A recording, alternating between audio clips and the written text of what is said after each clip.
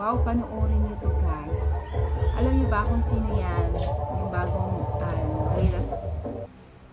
latest nila Kalinga Prab beneficiaries, itong si Bridget.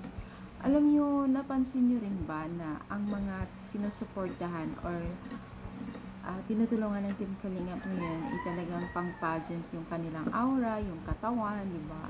So, gaya na lamang itong si Bridget, no? Hindi lamang si Bridget ang mga sumali ng ganito.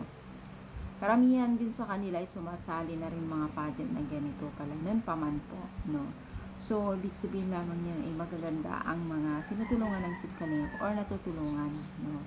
So, kaya naman po, deserve din nila na magkaroon ng mga love team kasi alam niyo ba guys na is mga na-attract din po ng mga netizens manonood yung ganda at gwapo rin ng mga love team, diba? Kahit aminin nyo naman yan mga mima o hindi.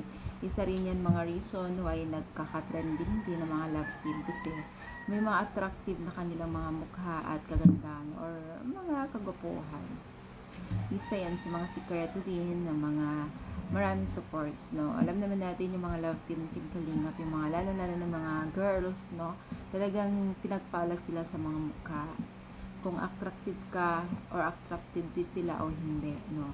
At syempre kung sang-ayon ka, syempre comment pa mo dito sa baba kung sang-ayon ka na attractive at magaganda yung mga Kalingap Angels.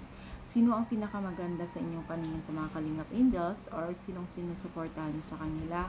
Pa-comment din na rin dito sa ating comment section kasi 'di ba para makita din natin kung sino yung mga sinusuportahan ninyo.